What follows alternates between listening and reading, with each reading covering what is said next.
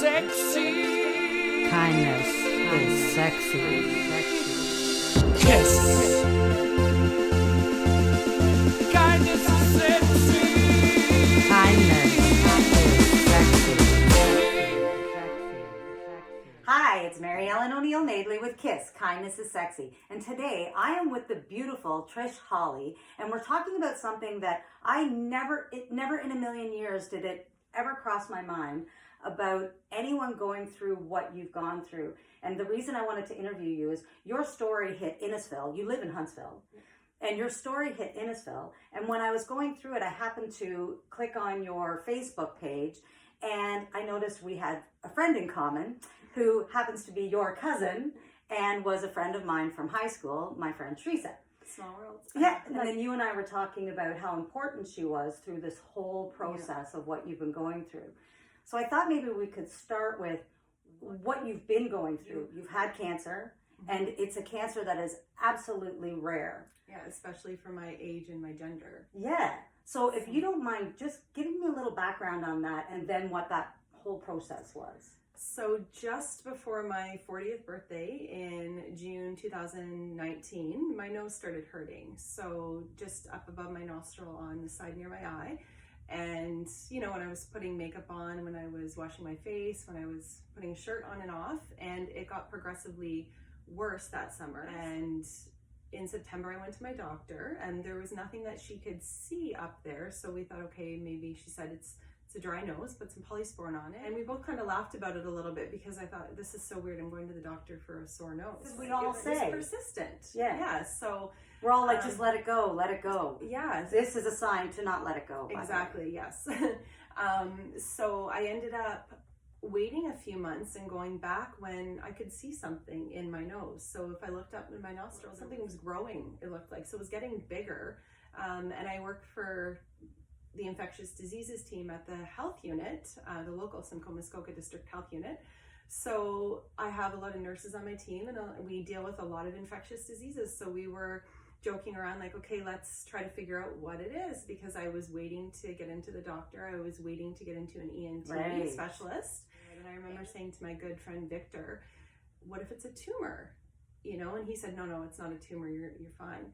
So I ended up going to the ENT in Barrie, Right. and I got in at the end of January. A week later, I was supposed to wait for what turned out to be a biopsy appointment, and I got the last cancellation appointment in February. I went in February 5th, and a week later it came back as you have a rare cancer. That must have been so hard for you and your husband to hear, and your family. It was scary because I know, you know, when he told me at the biopsy that there's not a lot of room in your nose, I can't take more of it out, and it wasn't freezing, so that was also another sign that it could be cancer, because the tumor at the time didn't freeze. So I was terrified. I didn't know what this meant, and when the ENT, Dr. Leon, called me in from Barrie, he said, I need you to go to Princess Margaret in Toronto and see Dr. Chapea, because he's your best chance of surviving this. Wow. So I'm very thankful that I was sent to Dr. Chapea, because he really is incredible. Yeah, very, very incredible. But I've never been so scared in my life. And Before we started, you were telling me about the condition and about the disease and how it normally manifests, or who. So I've been told, I was told when I got diagnosed, when I saw my oncologist, don't do any research, because you're not going to find anything good if you find anything at all. And you probably won't find anything. So it's usually in the normal demographic for this. It's a skin cancer, but it's inside the nostril. So you can get this squamous cell cancer in your nasopharynx at the back. You can get it in your throat. You can get it, you know, everywhere, kind of head and neck wise. But it's where it is that makes it so significant and so deadly. It's usually in 60 to 70-year-olds, you know, older men with long-term occupational exposures to, you know, carpentry, so wood shavings, wood chips, wood sawdust, people that breathe in, or men that breathe in noxious subjects through working. And also heavy drinkers, heavy smokers, things like that, which I was not any of those things. I was deemed a medical anomaly. There's no explanation for it. You even said you're terrified, of course. Yeah. Even as someone who's never gone through anything like that, hits me. Everything you're saying to me, it just keeps hitting. Honestly, I'm happy to say now that even though it was almost 2 years ago when I first went to Princess Margaret, it's like a bad dream. So I cried through my very first appointment there. I didn't know what to expect, but the day after I got diagnosed, I got a call from a woman named Daniela, who is Dr. Chapea's assistant, and she turned out to be such a great support for me going forward. I still, email her and talk to her all the time with my appointments, and she's been absolutely incredible. She's the one that told me, when she booked my rhinectomy to have my nose removed, she called me up right away and she said, I don't want you to see this. Dr. Chapea is not here, but I just want you to be okay. And I want you to know that you will be okay. And I want you to hear it from me and not from a website. Right. So because we get all of our results and everything on a portal. So I actually found out that I had a reoccurrence and that I would have to get my nose removed by myself through the portal, which is good and bad in a sense. So Daniela was really fantastic. She's a gift for Dr. Chapea, and he knows that she's been incredible at Princess Margaret. It hit me hard, but I had, telling your family is the hardest. So I didn't know I was going to get emotional today, but it's kind of reliving everything that I kind of, I'm in a different place now, which I'm thankful for. But I'm trying so hard not to. Because I don't want to make it harder. It's a hard thing, and it's something that you don't actually really understand until you go through it, because you don't know if you're going to be one of the lucky ones, and you meet a lot of people along the way that aren't so lucky. I'm so thankful you are one of the lucky ones, but it's really sorry. Yeah, telling your family is probably the worst part. I didn't want to tell my dad and my mom for a long time, but my dad lives next door, so we were waiting on the results, and I remember telling my sister, and I told my work, and then my dad knew I was going to get a call in the morning, and we knew that it might not be okay. Right. My dad, I wasn't ready to tell him, and he busted in my house. I'm sorry he has a key now, but he busted in my house, and I had to tell him. So, and were you by yourself? I was by myself. My husband was at work, so I had to call my husband at work and tell him, and of course he just couldn't work anymore that day. He came right home. But I just didn't want to, I didn't believe it. So I didn't want to, tell everybody, right. But at the same time, I wanted everybody to know what was going on, because I've always lived my life being an open book, and I'm very honest. So I can't lie to people. You probably have that face that you wear. I do not have a poker face. Yeah. So, the hardest part was not having any information, because I didn't know anything about this cancer at the time.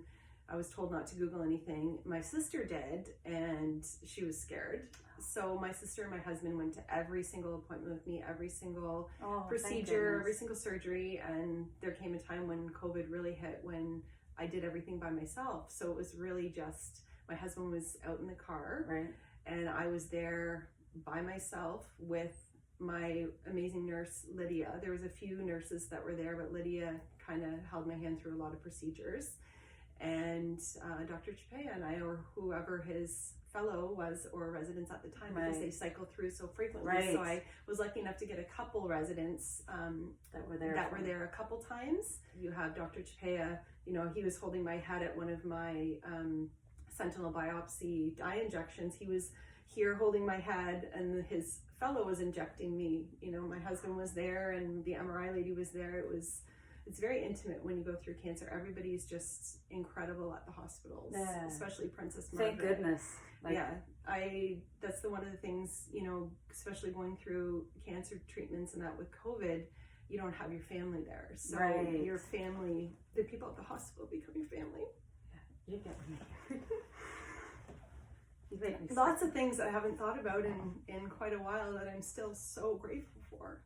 So it's not sad tears, it's grateful tears for sure. You just hit me.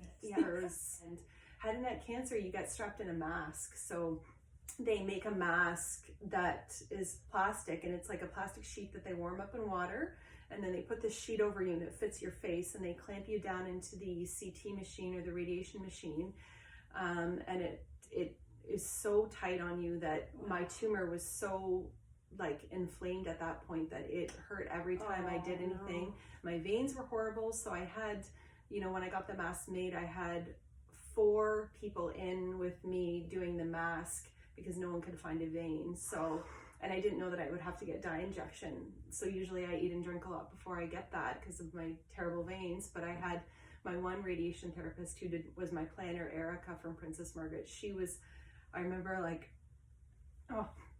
I was turned towards her and she was hugging me and holding me like I was a child almost. And my arm was out like this, and I had another person holding this hand, and then I had 2 people trying to get the IV, and a couple days after I had a sentinel biopsy to find out if it had spread to my lymph nodes. So I was at the hospital there for about 3 days on and off with my first kind of surgery. Thank goodness it hadn't spread, but I didn't get the results yet. So it was a really emotional time. But so just the kindness that was there from my first experience from getting this mask made, to my one main radiation therapist, Adrian, who I still go back to Princess Margaret when I'm there for my MRIs if he's working, and I go down and say hi to him, and I email him all my updates of, another MRI clear. So I've had a year and a half of MRIs that are clear now. So That's awesome. I'm graduated to every 6 months instead of 3, which is good and bad because you've got the anxiety of waiting that extra 3 months in the world of cancer and oncology. 3 months can mean your life. Yes. But also, you live in pockets of time where you're terrified pretty much all the time. That's one of the hardest parts of anything, is that the anxiety that you go through. You amaze me. You are so strong, and you're just talking about everything so matter-of-factly, and I guess that's what's hitting me, because now when you're getting emotional, I'm like, oh, it really hurts. Like, I knew it would. Yeah. It's not that I didn't think it would hurt you. It's just so different from the minute I met you, how... Yeah. It's more the experience that I had, because there were so many people that, I have a good friend, Dawn. She's one of my best friends. She's been one of my best friends for 20 years, and she's always been a really, really strong person. And she's been there since day one. We talk, 100 times a day. I have a mutual friend, Amy, who lives just a little bit north of here, and she is left with 20% of a brain tumor. And she was my second call after my husband. And I said, Amy, what do I do? I have cancer. And, I tell people that in the beginning, I borrowed other people's strength until I could get my own. Because you are terrified, and Amy lives her life, I can't even say it's more than to the fullest. And she was one of the people that taught me how to advocate for myself through this. And I should have done more in the beginning, especially with the gut feeling that I kind of knew radiation wouldn't work. But then again, you're like, well, if I didn't do it, Would I have? and I got my nose removed, Yeah, would I have regretted exactly. it? So Cancer's hard. I have another good girlfriend who is a naturopathic doctor in town, Brandy, and she's been one of my biggest sounding boards and support. She was at Princess Margaret 7 years ago with thyroid cancer, 40 years old. Wow. She's 7 years clear now, but we still talk about this scanxiety. I said, does it get easier? We walk quite a few times a week together, and she said, no, it doesn't get easier. She has neck ultrasounds, and she said, you still have, you're going to be okay, but you still, when you go, every time. just, it's scanxiety, they call it, and it's cancer patients, because you go one for of your so worst many. anxieties. Yeah. And you have to deal with that for the rest of your life. And you can see as well, Sunnybrook has put me on their website, so you can actually see what I look like without a nose, and then with the prosthetics. So I approved them to put me on their gallery. And That's amazing. They're a plastologist there that did my nose for me. She did it from a picture.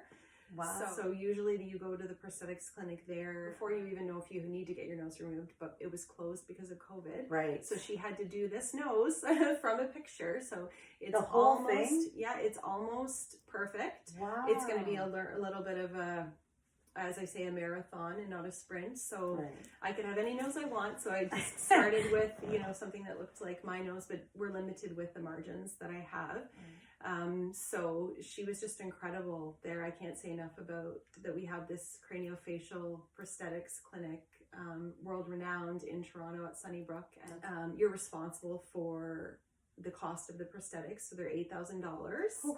And you're responsible for the cost of the surgery. Wow. So, which can get extremely expensive. Yeah. But Judy, she told me OHIP pays 75%.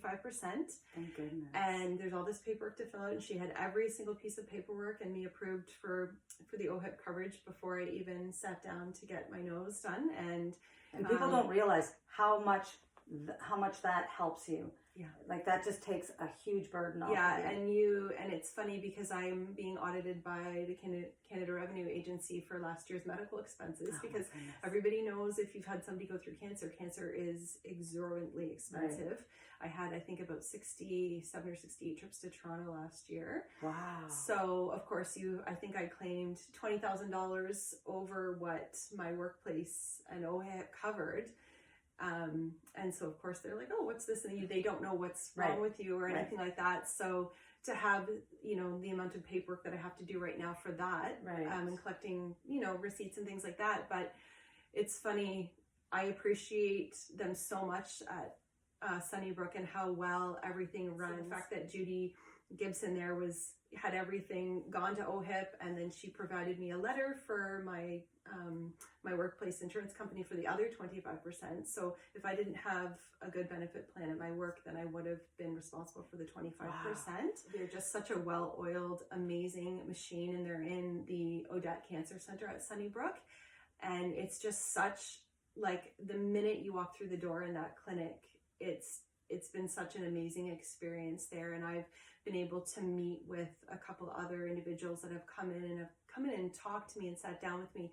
A man who's had a prosthetic for almost 20 years there. I guess he had cancer 20 years ago. He's had a prosthetic for 16 years. So every 2 years you go in and you get a new prosthetic. And so he came in and talked to me about certain things, because you don't know until you're in that seat. You don't know you rely on anything and everything you can from information from other people and tips and things like that. I really love hearing you talk about everyone, because I know you said as much as cancer has devastated you, it's taught you so much. Mm-hmm. And everyone that you talk about, everything that you talk about is always in such a beautiful light. Like, you just have this aura that just blows me away. You're so strong, and you're so thankful about everything.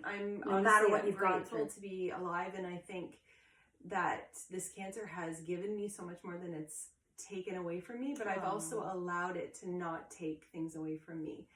And I think that's the best attitude. It's really hard to get into that place where, and I remember when I got diagnosed and I heard all of these treatments and things that I might have to get my nose removed. And at first you're thinking, like, what? Like, they can do that? You get your nose removed? Yeah. Like, how is that going to work? And I thought to myself, when I knew that I might be having a reoccurrence, I looked in the mirror and I thought, okay, like, I could be losing my nose within the next month. And I looked at myself and I said, okay, cancer, you can have my nose, but that's all you're getting from me. Oh, that's amazing.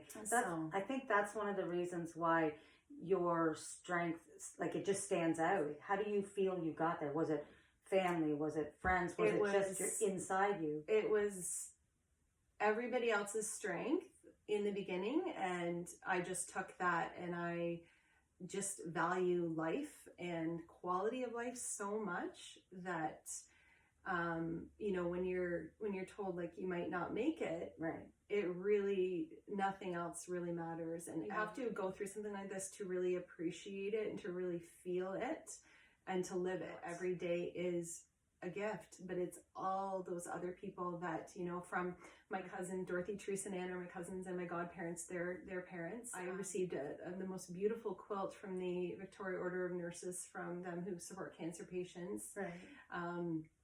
That, like, from their support, they always check in on me. They send me a message like, how are you doing still? So all of the people that I've met through this journey, whether it was somebody that I just sat down beside in the radiation department at Princess Margaret, it's the people that have held my hand.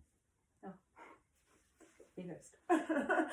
It's the people that have hugged me that I was total strangers to 5 minutes before. It was you know, my best friends that I've grown up with. It's my sister and my husband, you know, everybody that supported me. You just take bits and pieces of that. You blow me away every time. I know it hurts. Like, I understand. I'm not even going through it, and that just hearing you and how much you appreciate everyone, that it hits, because I've lost family to cancer, so I know that when they were going through it, they were positive. They were the ones who, in the end, were saying to me, you know, I've lived a good life. I'm good. And they were only in their 60s or 50s, so. I'm thankful that you're here, and I'm thankful that I got to meet you and to hear how much you appreciate everything that everyone did. And I know they're all so thankful that you're here. And you know, there is a little bit of survivor guilt that goes along with that. And, you know, I just lost somebody that I loved very much, November 21st, to cancer. It was her third battle, and she was like a second mother to me growing up. Her son was one of my very best friends, and I was over at their house all the time in high school, and we lost touch for a little bit, which I always regretted. And we battled cancer together last year, and she beat it for the second time, and she succumbed again in November. Within a few days of going to the hospital, she was at hospice, and I never got to say goodbye to her. Oh, that's so hard. But she, you know, she battled through it, and she is left, like, she was a wonderful grandmother, wonderful mother, wonderful wife, and always amazing to me. And, you know, it sucks. Cancer sucks, and you never know what's going to happen. You could beat it 2 times and then succumb. It's the strength and support from other people, really, that keep you going, and the kindness and compassion from other people. And I've learned that all along the way, and I'm grateful for every single bit of it. I remember I had a boss. I worked for the mayor of Springwater, and he was one of the most incredible men I've ever met, one of the most positive men. And he passed away from cancer. When I went to see him just days before he passed, the hardest part for me was him saying, I don't want you to see me like this. And it was like, all I see is strength. That's all I could see. When you see someone and they're going through something and they're strong, that's what, it blows me away. They're strong for you, and you're saying, no, I'm supposed to be the one to make you strong. And it's just incredible. And you do, like, when you do go through it, you do think of everyone else and not yourself, right? You're worried about how everyone else is going to be, or how everyone else's feelings are. And, you know, that in a sense helps you to get through as well, right? Because you don't, you know, it's funny because you should be thinking about yourself when you're going through cancer, but really your first reaction is like, how are they going to feel? How are they going to be? That's all I've heard in our conversation. That's all I've heard from you, is how you were concerned about everyone else. And that's what I'm saying about this strength, is that you know that you're hurting. You've even said, you know, it affects me when I look in the mirror sometimes, or I walk past a window or whatever, but you do that on your own. And then everything else you're saying, well, you know, I was worried about my mom, I was worried about my dad. But then you had that strength to say, okay, now it's my turn, and I need you to be okay with it. And that was amazing. So people who have your strength just blow me away. I've been lucky enough to be around some pretty incredible people, and, you know, Rhonda, who passed away at the end of November, like, she was one of those incredible people. I'm sure she knew kind of deep down what was going on, but she kept herself strong. I was talking to her, you know, a few days before she passed away, and she wasn't telling me anything. You know, because they don't want to worry you. No, and, you know, you think to yourself, why did I live? Why did I beat this when she was such a wonderful, wonderful person? And why for a third time, why did it take her? And why am I living? So I'm not going to take that for granted. I'm going to be grateful for every minute that I have, and every minute that I'm not in pain, and every minute that, you know, this was a small price to pay for my life, and I know it, and I'm going to live it. I think that's amazing. I think you really are an inspiration to so many people, and I'm not going to cry. You're making it really hard. These are things that I haven't, you know, that I appreciate every day, and I think about every day within myself, but I don't. It's funny to talk about them. I didn't expect this to be an emotional interview. I thought it'd be okay, but it really just shows how It's still things crazy. affect you, but not even in a negative way. I'm so full of gratitude for the experience and all the people that I've met, and I really am grateful to be alive. You can honestly hear that in everything you've said, and that's what keeps getting me more and more emotional, because it's all about you're still thinking about everyone else, and that just I have to be amazes me. careful because when my nose runs, I can't feel it. So, Well, you're just fine. Don't you worry. So, and I can't smile too much now because I have this prosthetic, as I told you before, it holds Yes. my lip down. So if you see me with a bandage on, I can have my full smile back. But I have this kind of socially awkward child scaring, like, You actually smile. you actually have a beautiful smile, and your dimple. I love your dimple. It's so cute. It's funny, you don't realize, like, I'm still learning everything, right? So the logistics with the prosthetic on right now, and eventually I think that it will get better as I get some surgery that I've hopefully been waiting for, and you know, feel more like myself. Like I said before, it's not even about the aesthetics, it's about to feel like yourself. You know, I feel like myself without looking in the mirror, but once I look in the mirror or I see pictures of myself, then it kind of gets me, because then I start to feel, so that's a battle that I kind of deal with every day, where I'm still myself. Right. And I never let myself dwell on, you know, I do feel sorry for myself every once in a while, and I think, oh, I think we all you know, do. yeah, I can't believe this happened to me, but then I think, I'm fine though, you know, I'm fine.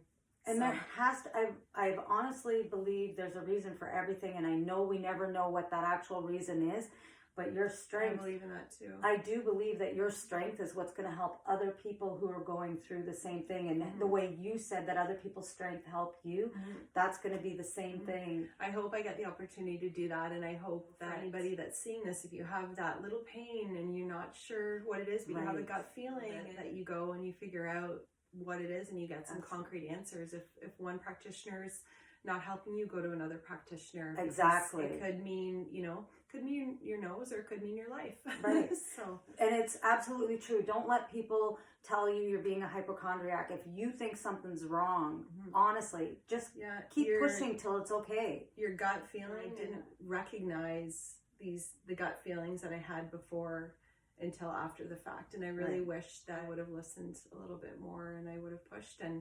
But at the end of the day, I'm alive, and that's the goal, as my oncologist tells me. He said that's it. At the end of the day, you're alive.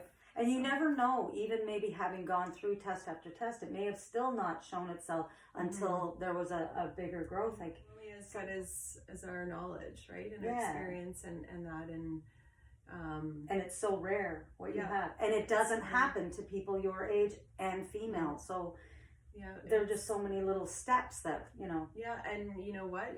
I've heard so many stories about people that are medical anomalies, the people that I think, you know, survive and have the best quality of life are the people that are advocating for themselves. Yeah, absolutely. So, and now your strength, you're also advocating for others, so who are going through what you've been through. And I think that's amazing. Absolutely amazing. So we've talked a lot about the people that are in your life, your family, your friends, but there are some people that you even said that, you know, were part of, you haven't seen in years, and all of a sudden this is a connection for you. And just wondering if you want to talk about that a little bit.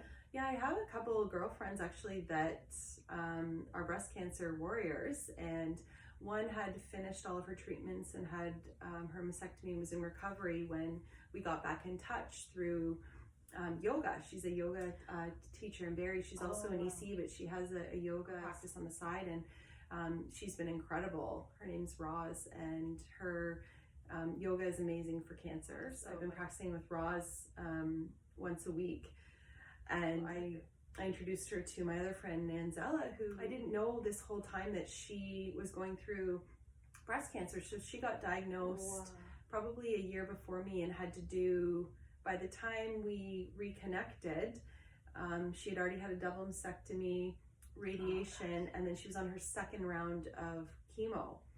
So we have kind of the same cancer-free date, so we're July. So we decided, you know, our 5 years where you're considered cured if you don't have a reoccurrence for 5 years for cancer, we decided that when our 5 years is up, we were going to go on a trip to celebrate. That would be amazing. And she's just been incredible, to the point where I can call her up and say, oh, my consultation didn't go like I wanted it to, and I can vent to her, and she always sets me straight and always said, okay, well, let's look somewhere else.